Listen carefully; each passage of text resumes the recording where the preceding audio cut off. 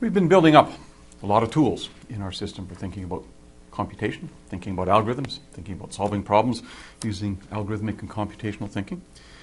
And we want to now switch a little bit, because if you think about it, everything we've done so far has really dealt with a particular kind of data type.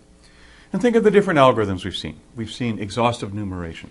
We've seen guess and check. We've seen bisection. We've seen divide and conquer. All different kinds of algorithms that are really valuable.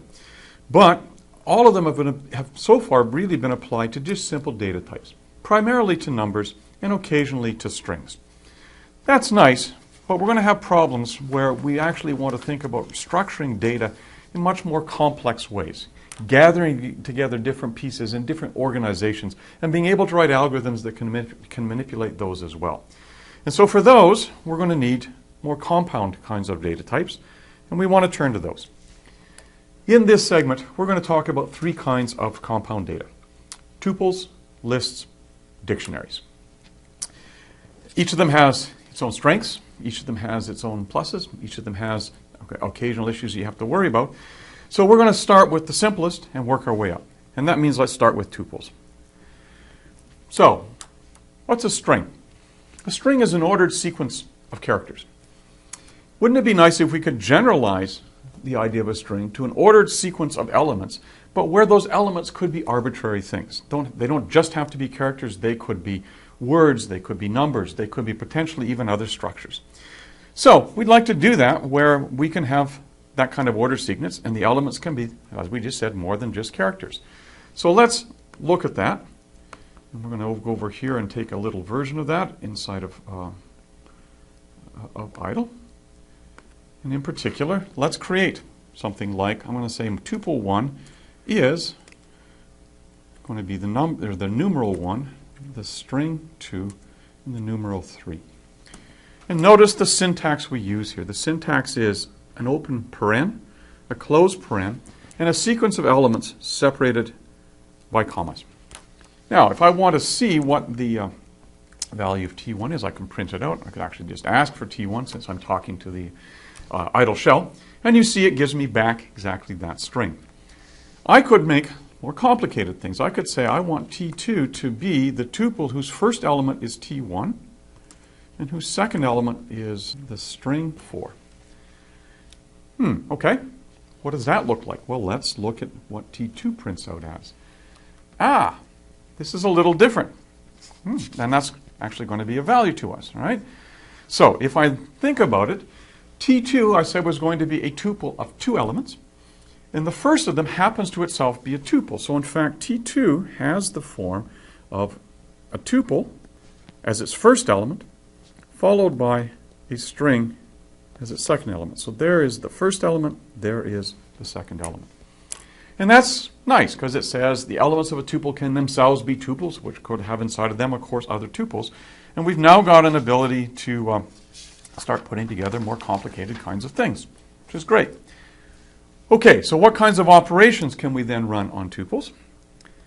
Well, they're going to have some similarity to the things that we've already seen in dealing with strings. So I now have inside of idle, I've got T1 and T2, they're two tuples. I can do concatenation. If I do T1 plus T2,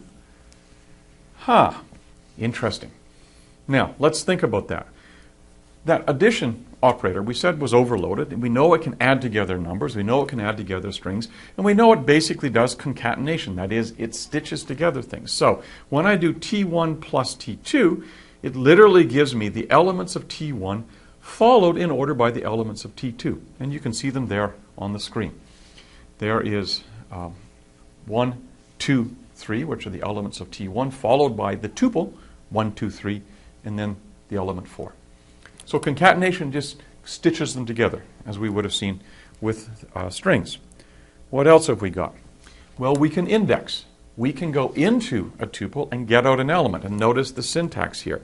Given a tuple, and there it is, I've actually created something by adding or concatenating two tuples together. I'm going to use the square bracket, or well, let's call it that, just the square parentheses of the square bracket, to tell us which element we want. So if we say, take the tuple T1 plus T2, My parens around it tell me it is a single tuple. I'm going to ask for the third element. And we can see where that makes sense. We already saw that for T1 plus T2, the 0th element was the numeral 1. The first element was the string 2. Second element was the number 3.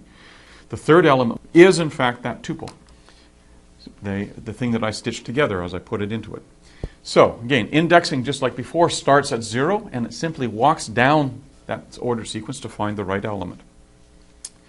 What else could we do? Well, we know in strings we can slice. We can get out portions of strings. We can do the same things with tuples. So I could take the tuple T1 plus T2, there it is, and I can say, give me back the slice starting from the second element, indexing initially from 0, and completing just before the 5th element.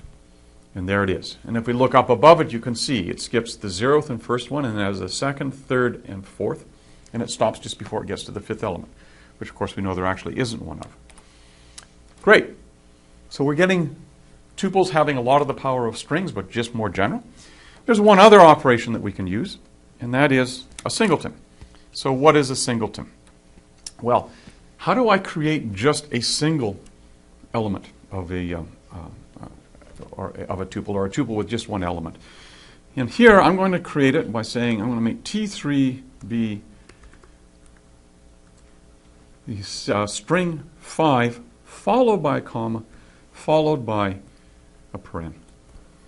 And then I can do things like saying what's T1 plus T2 plus T3, and it is now added it at the end. And the question is, why do I have this funky little comment here? Why don't I just say that I want to have an open paren in the 5? Well, let's look at an example. Suppose I do that with a number, and I say, what's the value of this? Oh, right. The parens are telling me to group it together, so it's just the number 3. Whereas if I wanted to get a tuple with just a 3 in it, by giving the comma there, annoying as it is, it tells me that this is a tuple whose first element is 3, and it has no additional elements. And there we go. And then once I have that tuple, I can add it to other pieces, as I just did. Great. Got a set of operations that hold. What else can we do? Well, with strings, we could iterate over them. We could have a loop that walked down the string each element at a time. We can do the same thing with tuples. So let's look at an example. Here's a little piece of code that's going to find the common divisors of n1 and n2. It assumes that they're both positive integers, and it's going to give us back a tuple containing all the common divisors. How am I going to do that? Well, let's look at the code. I'm going to set up divisors initially to be, oh, look at that, the empty tuple. So this is telling me that divisors is a tuple that currently has no elements in it, that open close paren. Okay, then I'm going to run through a loop. I'm going to let I run from 1 up to the smaller of n1 and n2. Actually, that extra plus 1 there, make sure I get up to all of them. I'm going to have it run up to the smaller of the two. And then what am I going to do? I'm basically going to say, gee, if the remainder when I divide n1 by I is 0, and the remainder when I divide n2 by I is 0, then this is common divisor. So I'm going to add it in, and notice the form there. There it is again. I'm creating a tuple with just the element I, and I'm using the overloaded plus operator to add that to the end of the tuple that is what divisors currently points to, and when I'm done, I'm going to return divisors.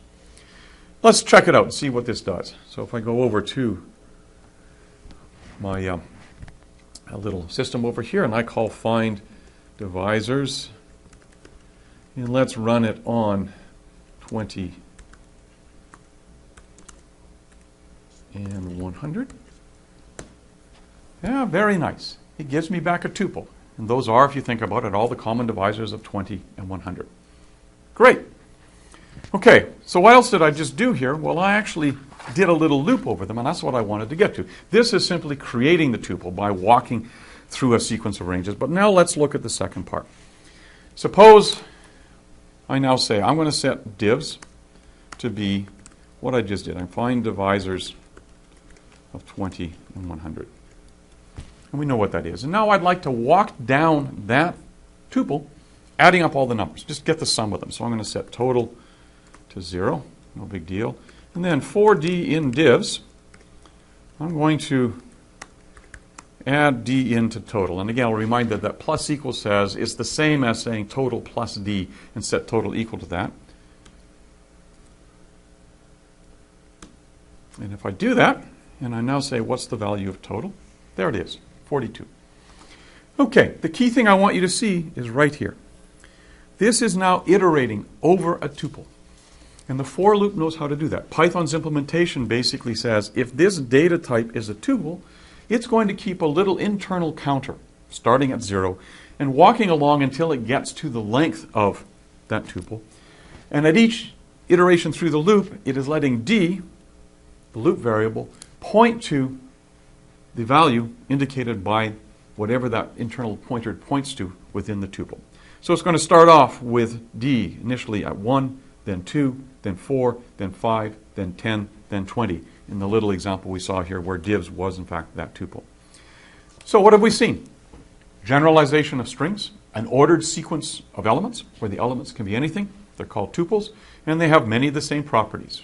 We can index, we can slice, we can concatenate, we can loop over them. All really valuable properties, which means that the algorithms we've been writing, we might now be able to apply to these kinds of data structures.